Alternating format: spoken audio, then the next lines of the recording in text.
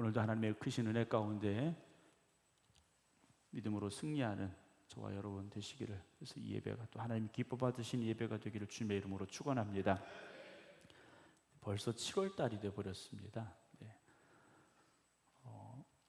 좀 표현이 과장됩니다만 눈 껌뻑였는데 벌써 반년이 훌쩍 지나갔더라고요.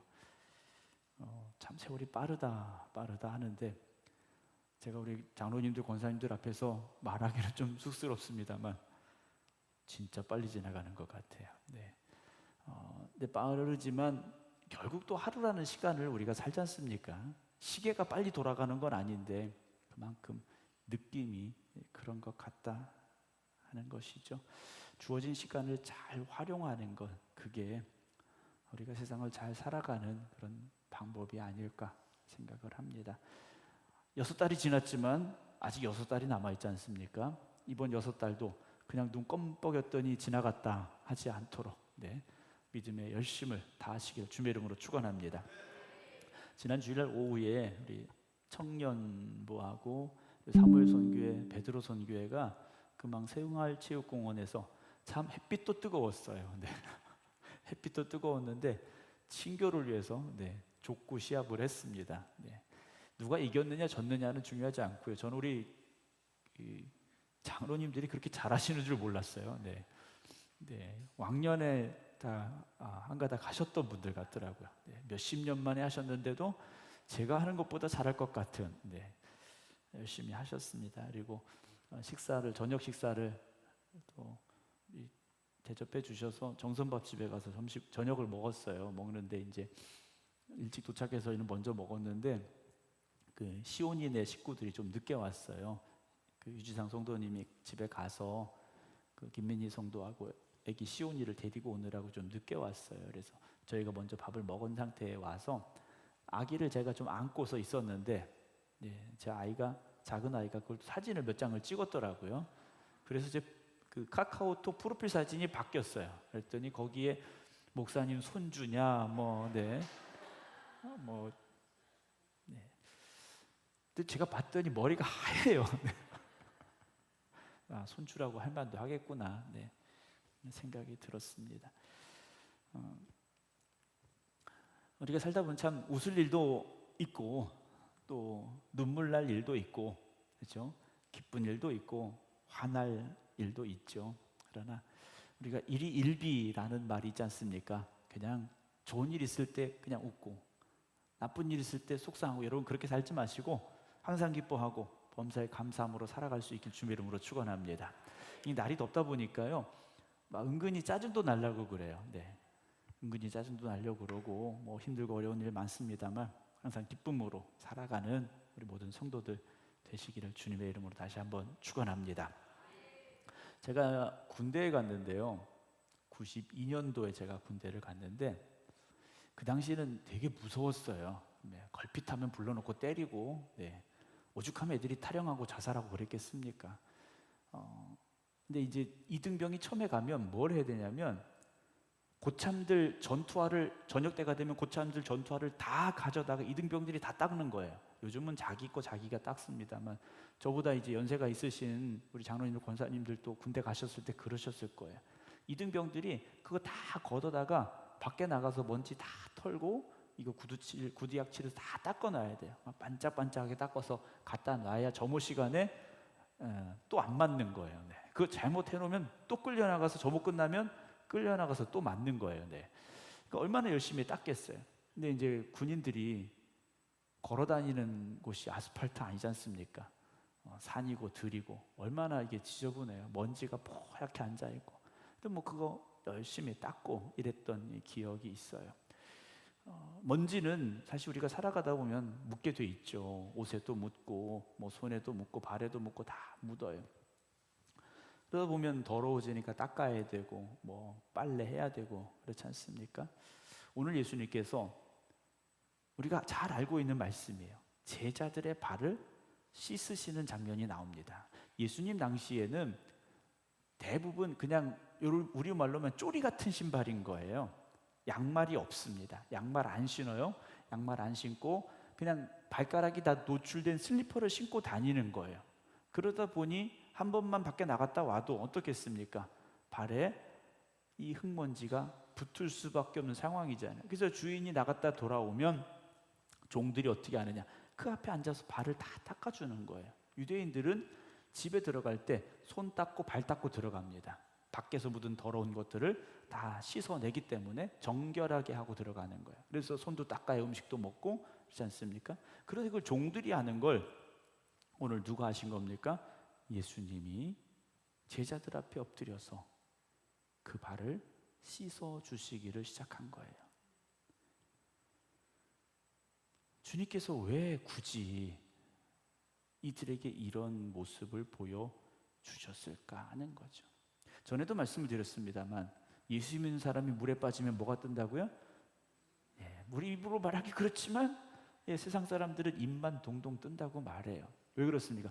말은 잘해요. 우리가 얼마나 많이 들었습니까? 여러분, 세상 사람들은요 설교라는 걸 듣고 싶지도 않지만 들어보지도 못했어요. 근데 여러분, 설교를 일주일에 몇 번 듣습니까? 새벽 예배까지 하시는 분들은 새벽 예배 7번, 주일 낮 예배, 오후 예배, 수요 예배, 속회 예배 최소한 10번 이상 설교를 들어요. 그러면 우리는요 아는 게 많아져요.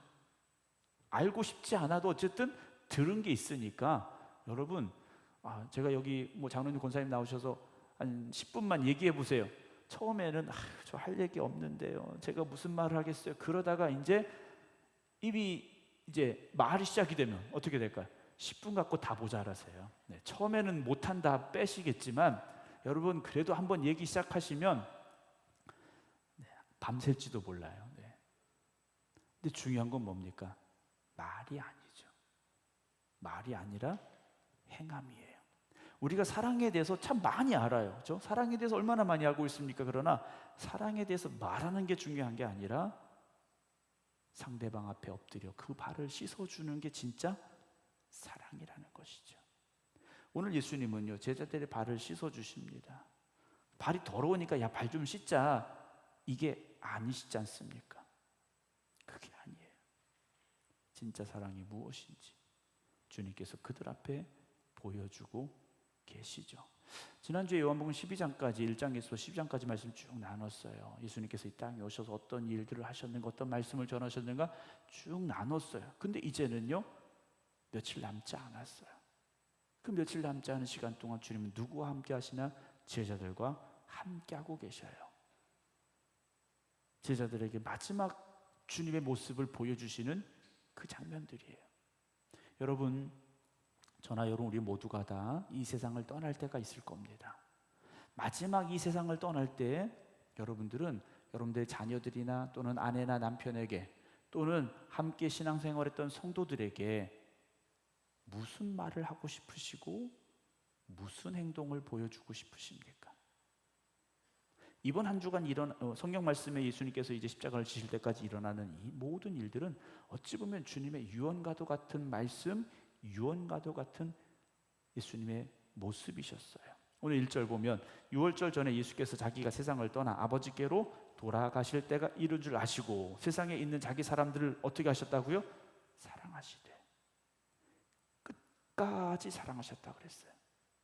사랑하셨는데 끝까지 사랑하셨어요. 여러분, 끝까지 사랑한다는 게 얼마나 어려운지 잘 알고 계시잖아요. 그런데 끝까지 사랑하시는데 어떻게 사랑하셨는가 하는 거죠. 어떻게 사랑하셨는가? 주님은 이제 어떤 일들이 자기에게 찾아올지를 다 아셨어요.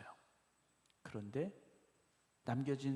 남겨지게 될 주님의 제자들을 향하여 사랑하시는 마음으로 이 제자들의 발을 씻어주게 되시는데 끝까지 사랑하셨다 그랬어요. 그런데 2절에 사도 요한은 어떤 말씀을 기록하고 있습니까? 마귀가 벌써 시몬의 아들 가룟 유다의 마음에 예수를 팔려는 생각을 넣었더라 그랬어요. 가룟 유다의 마음속에는 예수님을 사랑하는 마음이 하나도 없습니다. 예수님을 사랑한다면 돈을 받고 예수님을 팔 생각조차 하지 않았겠죠. 자, 예수님은 오늘도 저와 여러분들을 사랑하시되 언제까지 사랑하십니까? 끝까지 사랑하셔요. 그게 예수님의 사랑입니다. 그러나 우리가 예수님을 사랑합니다라고 말할 때 그 사랑은 어떤 사랑입니까? 여러분, 우리 솔직히 한번 생각해 보세요.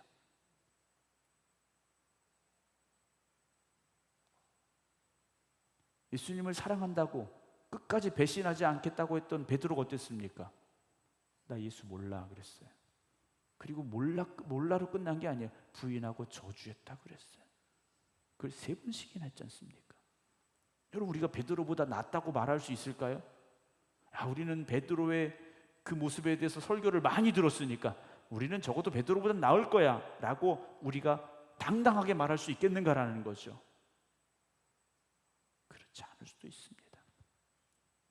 자, 주님께서는요, 이 가룟 유다가 예수님을 팔려는 생각을 가지고 있다는 것조차 알고 계셨어요. 그런데도 어떻게 하십니까? 가룟 유다의 발도 씻어주고 계시다라는 거죠. 여러분, 처음에 이제 젊은 남녀가, 물론 뭐 요즘은 이제 40이 넘어서도 결혼하는 분들이 많이 있는데, 젊은 남녀가 처음에 교제를 하고 점점 더 알아가면서 사랑이 싹 터요. 그러면요, 이 상대방의 단점이 안 보여요. 그렇죠? 좋은 것만 보이는 거예요. 이 사랑이라는 게 마음속에 싹 트면 좋은 것만 보여요. 안 그러셨나 봐요. 네. 사랑이 뭔지를 모르고 결혼하셨나요? 네. 박경원 집사님 그렇잖아요. 네. 지금도 좋은 게 많이 보여요. 그렇죠? 이종진 집사님 좋은 게 많이 보이지만 그렇다라는 거예요. 네. 사랑할 때는요, 상대방의 그 안 좋은 면들이요, 잘 안 보여요. 그런데 결혼하고 1년, 2년, 3년 지나면 어떻게 됩니까? 이제는 안 좋은 게 보여지기 시작해요. 물론 그 사랑하는 게 없어졌다라는 건 아니지만 그 사랑이 조금씩 식어가면서요, 그때 그 사랑은 아니더라는 거예요. 그러면서 그 사람의, 상대방의 약점, 단점, 좋지 않은 것들이 보여지게 돼요. 보통 이 교회 담임 목사님이 바뀌고 나서 한 1년, 2년, 3년은요 보통 허니문 기간이라고 말해요. 네. 그래서 그때는 이 목사님이 좋은 것만 보인대요. 네. 근데 한 3년 지나가면 네, 똑같은 거예요. 그렇죠? 네. 목사님의 좀 안 좋은 것도 보이고 실수하는 것도 보이고, 얼마나 감사한지 몰라요. 네. 보여도 잘 얘기를 안 하시고. 네. 왜 그럴까라는 거죠. 왜 그렇게 될까? 알면 알수록 사랑이 커져야 되는데 그렇지가 않아요. 저희 집에 고양이가 한 마리 있다고 말씀드렸잖아요. 고양이가 이제 6살인가 됐어요. 6살인가 됐는데, 제가 고양이를 키우면서 고양이한테 실망할까요? 실망하지 않을까요? 실망하면 제가 바보죠. 네. 고양이한테 실망하면 제가 바보예요. 왜냐, 걔는 말도 못하죠. 나이는 들었지만 철도 없어요. 네. 요즘 가끔 막 이제 저한테 맛있는 거 달라고 막 땡깡도 부리고 제 옆에서 자고 싶다고 막 낑낑거리고 이제 이래요. 근데 저희 아내는 저리 가 이제 이래요. 그런데 아이들은 어떻습니까? 제가 주일날도 이제 시온이 안고 사진을 찍었었는데, 아이들이요, 그만할 때는 말도 못해요. 네. 똥 싸도 예뻐요. 네. 그 생각해 보시죠. 똥 잘 싸면 와, 건강하게 똥 쌌다고. 네. 똥 색깔 예쁘다고. 심지어 똥 냄새도 좋다고. 네. 이래요. 근데 여러분, 결혼했는데 남편이 똥 싸봐요. 사랑스러우시겠어요? 수준이 다른 거지 않습니까? 그 기대 수준이요, 다른 거예요.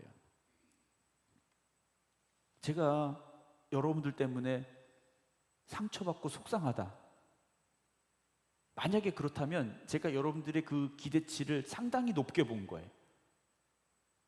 그런데 제가 여러분들에게 아무런 기대가 없어요.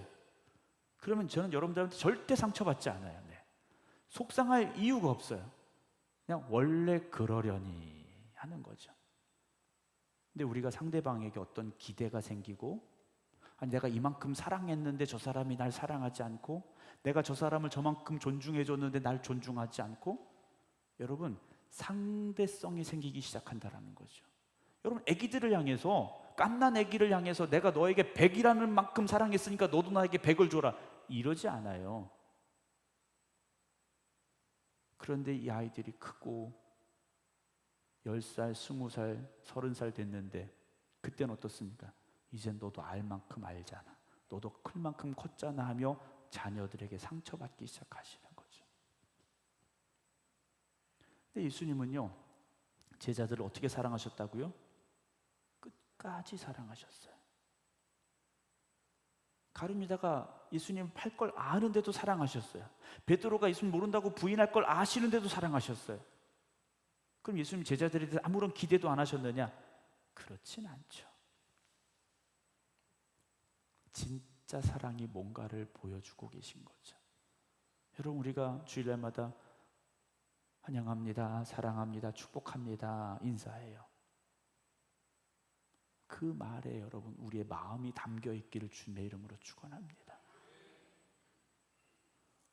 복음성가 있잖아요. 우리는 사랑의 띠로 하나가 되었습니다. 여러분, 그 노래 100번 부른다고 하나가 되겠습니까? 1000번 부른다고 하나가 되겠습니까? 그렇지 않아요.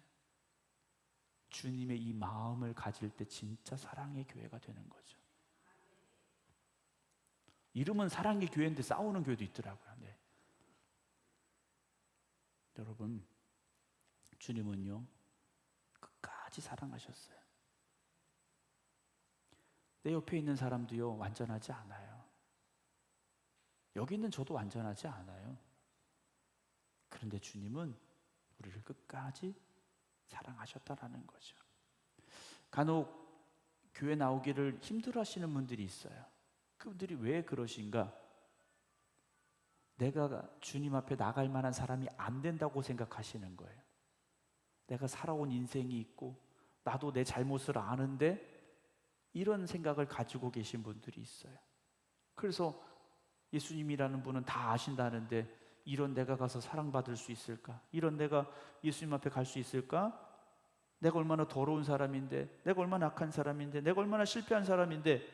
그런데 주님은요, 그 사람도 사랑하신다라는 거죠. 여러분, 우리가 대단해서 지금 예수님의 사랑 앞에 서 있는 게 아니에요. 우리가 완전해서 예수님의 사랑받는 게 아니에요. 우리가 다 부족하지만 그래도 주님은 우리를 끝까지 사랑하신다라는 거죠. 4절에 저녁 잡수시던 자리에서 일어나 겉옷을 벗고 수건을 가져다가 허리에 두르시고 이에 대야에 물을 떠서 제자들의 발을 씻으시고 그 두르신 수건으로 닦기를 시작하셨다라고 되어 있어요.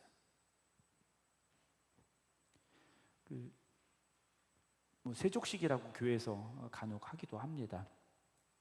세족식이라고 우리 잘 하는데, 예수님의 이 세족식은요, 철저하게 종의 모습으로 지금 하고 계신 거예요.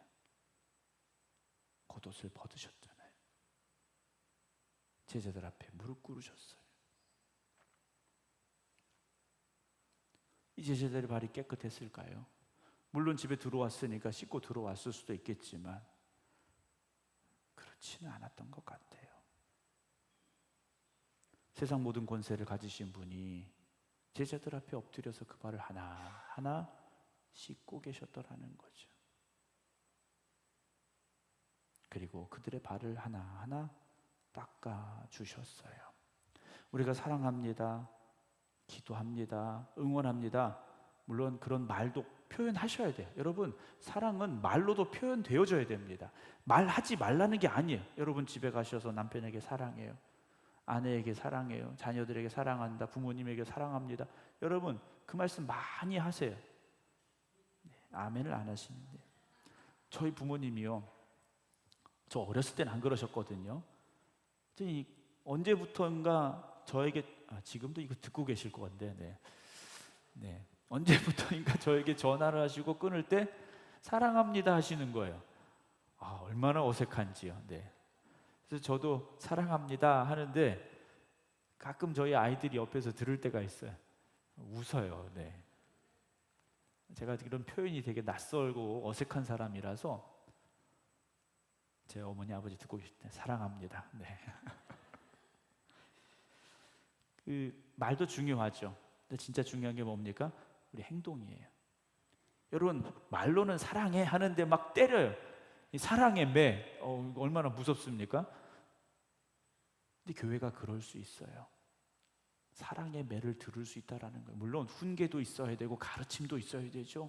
그런데 입으로는 사랑합니다 하면서 채찍을 들어서는 안 된다라는 거예요. 주님께서는요, 제자들에게 진짜 사랑의 모습을 보여주고 계시죠.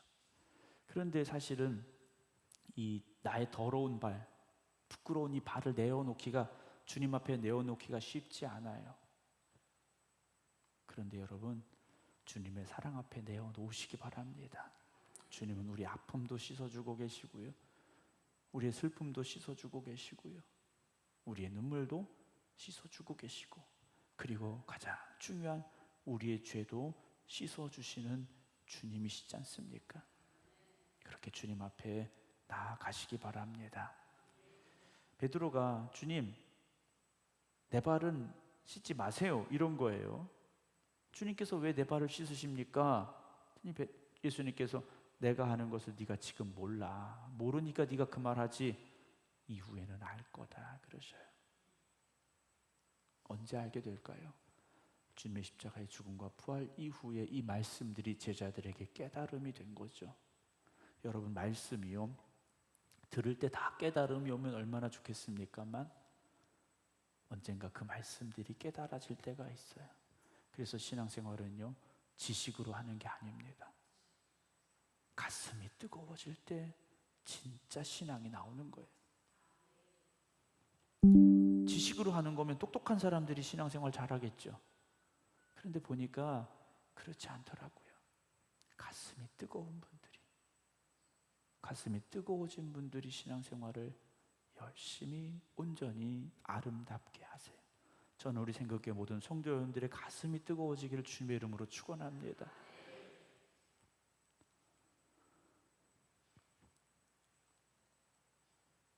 주님께서는요, 이제 이후에 제자들이 서로의 발을 씻어주기를 원하셨어요.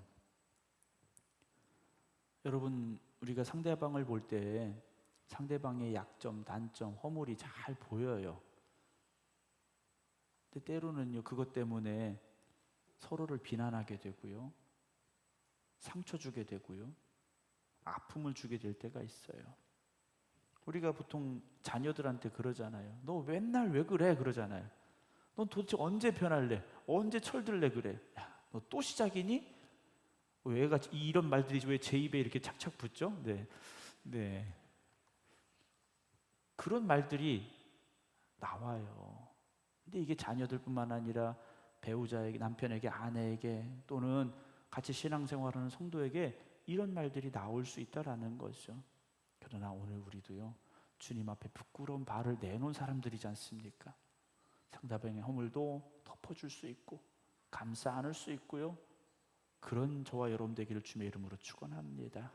12절에 그들의 발을 씻으신 후에 옷을 입으시고 다시 앉아 그들에게 이르시되 내가 너희에게 행한 것을 너희가 아느냐 그래요. 내가 너희들한테 이렇게 했는데 그거 왜 했는지 아니? 라고 물어보셔요. 제자들이 다 봤잖아요. 똑같이 하라면 얼마든지 똑같이 할 수 있어요. 그렇지 않습니까? 얼마든지 예수님처럼 겉옷 벗고 다른 제자들 앞에 앉아서 물 떠다가 발 닦고 수건으로 젖은 발 닦아주고 다 할 수 있어요. 그러나 주님이 아느냐 물어보신 것은요, 나랑 똑같이 할 수 있니? 행위에 대해서 물어보신 게 아니에요. 그 마음을 가질 수 있니? 물어보시는 거죠.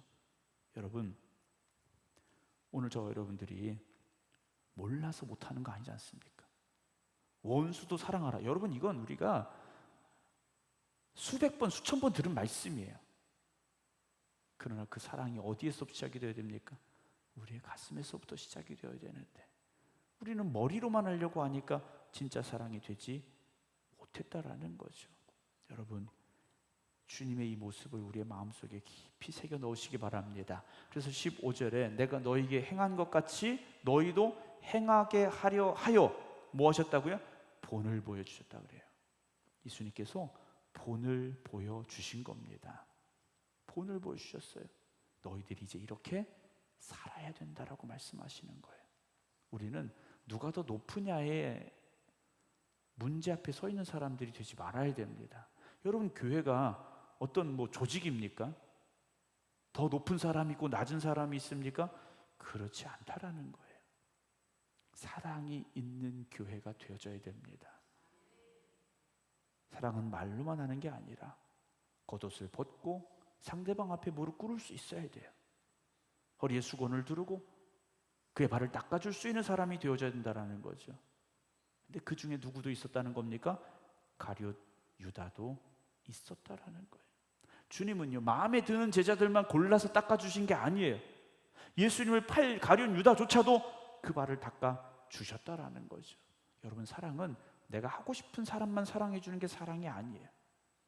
때로는 나를 아프게 하는 사람도, 때로는 내가 사랑할 수 없는 것 같은 사람도 사랑해 주는 게 진짜 사랑이죠. 교회 안에도 물론 불편한 사람이 있을 수 있어요. 나를 서운하게 하는 사람이 있을 수도 있어요. 내 마음을 아프게 한 사람도 있을 수 있어요.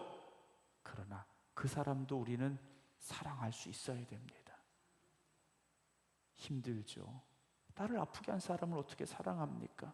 그런데 예수님께서 먼저 본을 보이셨다라는 거죠.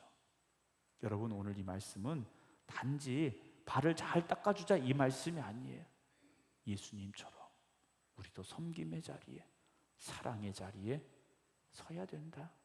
그리고 무릎 꿇어야 된다 라고 말씀하시는 거예요. 여러분, 교회가 자존심 내세우는 자리가 아니지 않습니까?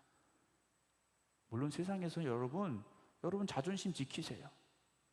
그러나 교회는 자존심을 지켜야 되는 자리가 아니지 않습니까? 17절에 너희가 이것을 알고 행하면 복이 있다 그러셨어요. 이걸 왜 예수님께서 하셨는지를 깨닫고 그렇게 하는 사람이 복이 있는 사람이다라는 거죠. 여러분, 아까도 말씀드렸습니다. 우리는 설교 많이 들은 사람들이에요. 성경 많이 읽으셨어요. 필사도 하셨어요. 그러나 여러분, 아는 것이 중요한 것이 아니라 실제 우리의 삶에서 행함이 있는 그런 신앙이 되기를 주님의 이름으로 축원합니다. 알고 행하는 사람이 복이 있죠. 주님의 마음을 깨달아 알아가시는 겁니다. 내가 변화되어서 진정한 사랑이 시작이 되어지면 여러분, 가정이 달라지고 속회가 달라지고 교회가 달라집니다. 따뜻한 교회가 되는 겁니다. 그래서 우리는 이기는 사람이 아니라 무릎 꿇는 사람이 되어져야 되죠.